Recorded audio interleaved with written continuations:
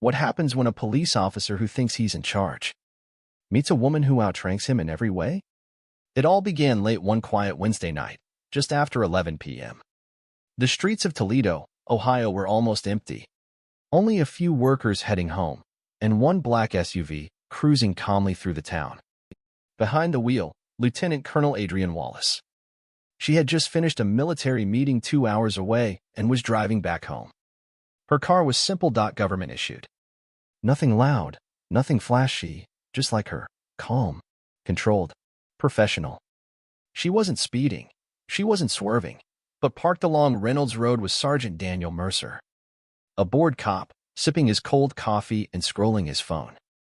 When he saw Adrienne's unfamiliar car, he sat up. Finally, something to do. He threw his coffee aside and turned on his lights. Adrienne saw the flashing lights in her mirror. No panic. No drama. She slowed down and pulled over, just like she'd been trained. The officer got out, hard, his hand already on his holster, flashlight in the other.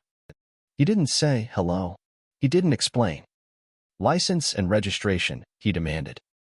Adrienne kept her hands visible, rolled the window halfway down. Officer, may I ask why I'm being stopped? He shined the light directly in her eyes. You were drifting between lanes. Didn't signal. Might be under the influence. She frowned slightly. I wasn't. License and registration, he repeated, louder. No argument. She moved slowly and handed over her ID.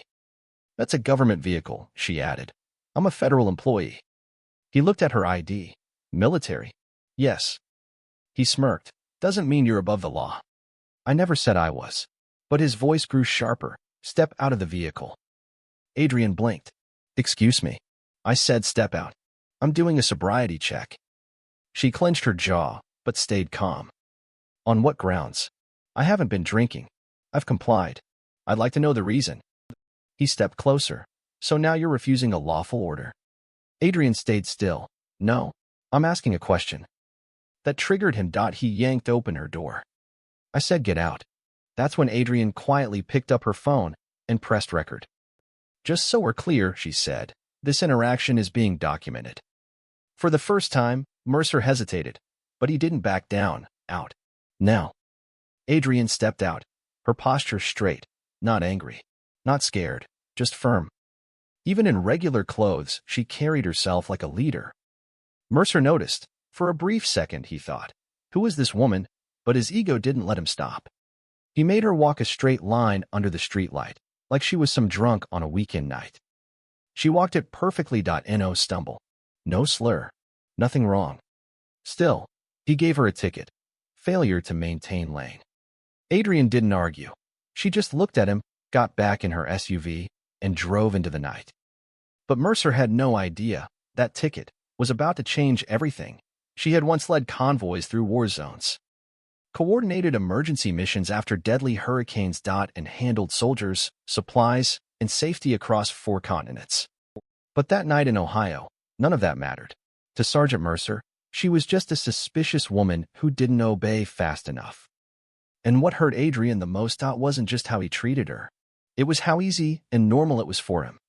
That was the real problem. Adrienne took action. She didn't shout. She didn't threaten.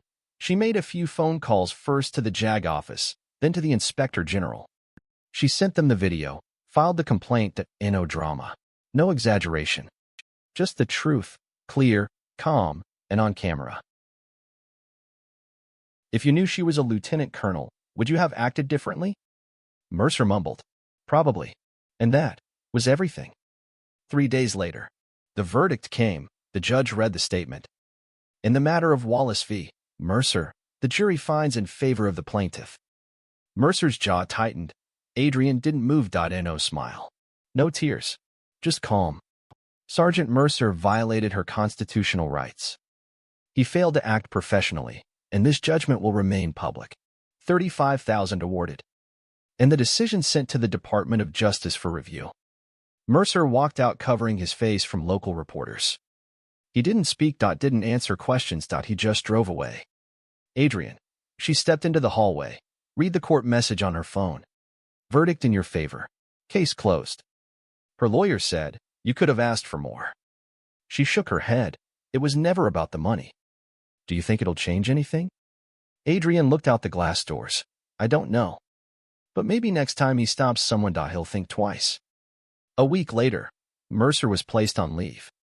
The same system that once protected him was now questioning him. Back at Fort Wayne, Adrian returned to work, quietly. No spotlight, just back to duty. But inside her base, everyone understood the message. Respect is not taken, it's earned, and silence is no longer the only option. 2 months later, Adrian stood in front of a room of new recruits, fresh faces, open minds. This time, she didn't talk about war zones, she talked about leadership. How many of you think the uniform earns you respect? Some hands went up. She nodded. I get it. But you're wrong. Respect isn't something you're given, it's something you prove every single day. The badge, the rank, the uniform, they're not shields. They're weights, and if you can't carry them with discipline, you shouldn't carry them at all. She paused. That night, I could have shouted. I could have panicked or ignored it like so many do. I did none of those. I stood tall. I documented. I went to court, and I told the truth. Her final words rang through the room. That officer thought his badge made him untouchable. Until he saw my rank, not just on my shoulder, but in how I carried myself. That's leadership. Let this story be a reminder. Power without accountability is just weakness in disguise. Speak up, stand firm, and never let silence protect injustice. Because sometimes, the quietest strength makes the loudest change.